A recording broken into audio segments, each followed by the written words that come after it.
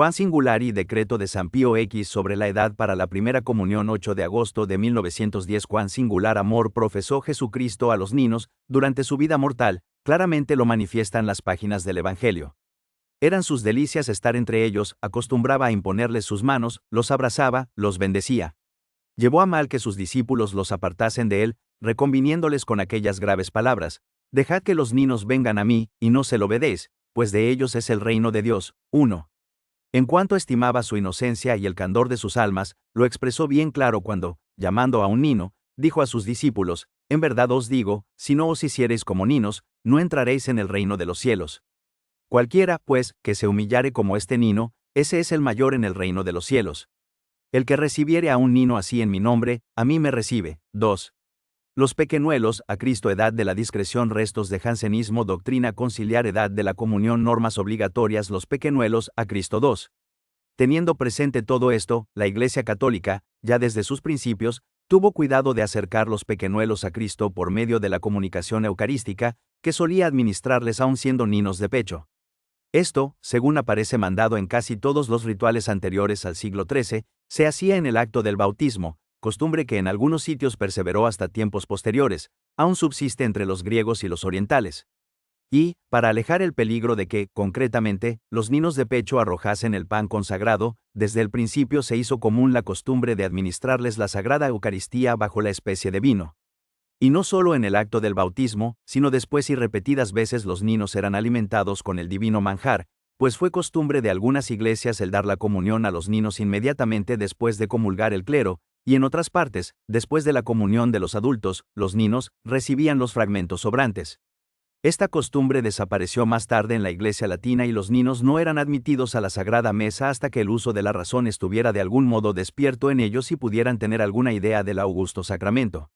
Esta nueva disciplina, admitida ya por varios sínodos particulares, fue solemnemente sancionada por el Concilio General IV de Letrán, en el año 1215, promulgando su célebre canon número 21, por el cual se prescribe la confesión sacramental y la Sagrada Comunión a los fieles que hubiesen llegado al uso de la razón, con las siguientes palabras: todos los fieles de uno y de otro sexo, en llegando a la edad de la discreción, deben por sí confesar fielmente todos sus pecados, por lo menos una vez al año, al sacerdote propios, procurando según sus fuerzas cumplir la penitencia que les fuere impuesta y recibir con reverencia, al menos por Pascua, el sacramento de la Eucaristía, a no ser que por consejo del propio sacerdote y por causa razonable creyeran oportuno abstenerse de comulgar por algún tiempo. 3. El Concilio de Trento. 3. Sin reprobar la antigua disciplina de administrar la Sagrada Eucaristía a los niños antes del uso de la razón, confirmó el decreto de Letrán, lanzando anatema contra los que opinasen lo contrario. Si alguno negase que todos y cada uno de los fieles de Cristo, de uno y otro sexo, al llegar a la edad de la discreción, están obligados a comulgar cada año, por lo menos en Pascua, según precepto de nuestra Santa Madre la Iglesia, sea anatema. 4.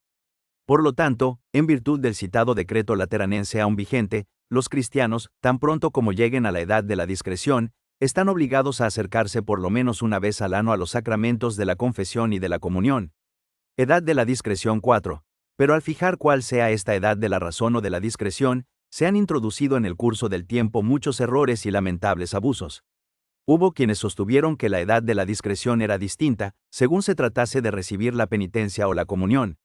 Para la penitencia juzgaron ser aquella en que se pudiera distinguir lo bueno de lo malo, y en que, por lo mismo, se podía pecar, pero para la comunión exigían más edad, en la que se pudiese tener más completo conocimiento de las cosas de la fe y una preparación mayor.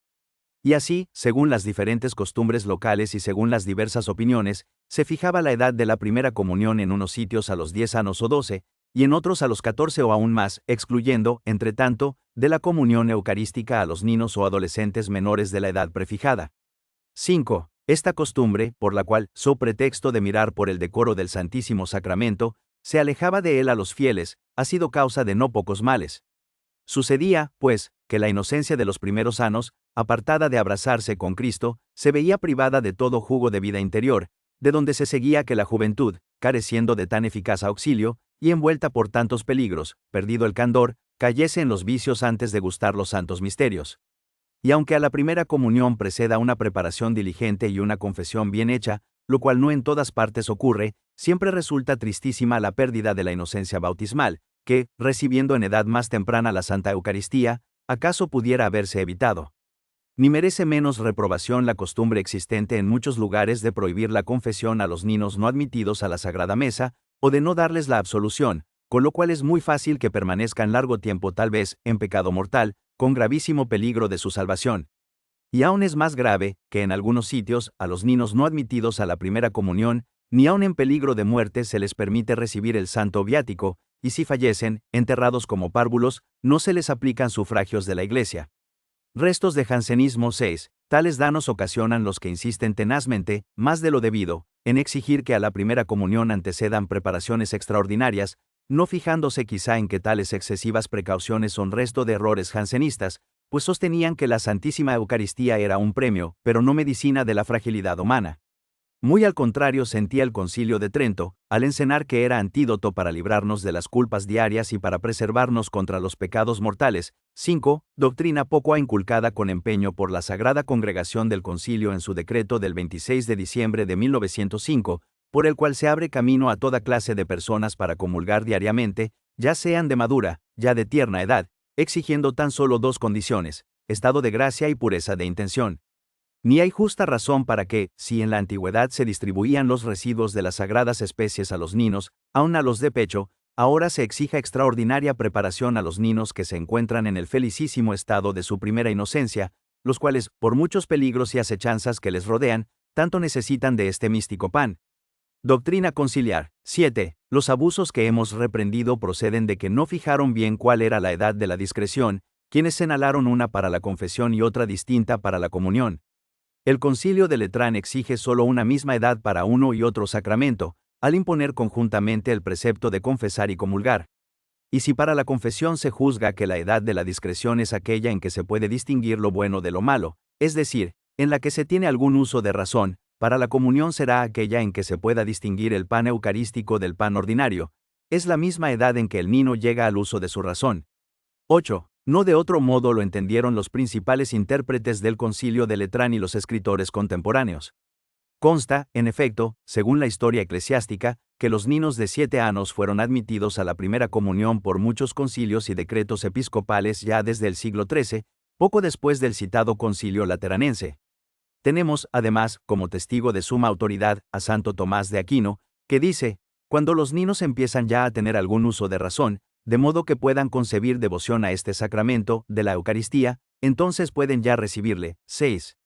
Lo cual explana así Ledesma, digo, fundado en unánime consentimiento, que se ha de dar la Eucaristía a todos los que tienen uso de razón, aunque lleguen muy pronto a este uso de razón, y a pesar de que el niño no conozca aún con perfecta claridad lo que hace. 7.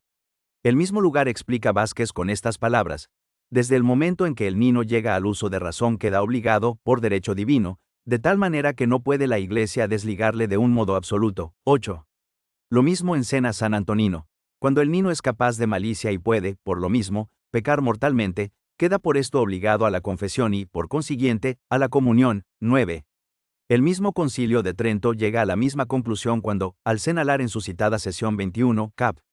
4, la causa por la cual el párvulo que carece de razón no está obligado por ninguna necesidad a la comunión de la Eucaristía, señala como única el que, en efecto, dice, en aquella edad no pueden perder la gracia de hijos de Dios que han recibido. De todo esto se deduce con claridad la mente del Santo Concilio, a saber, que entonces vienen necesariamente obligados los niños a comulgar, cuando puedan ya perder la gracia por el pecado.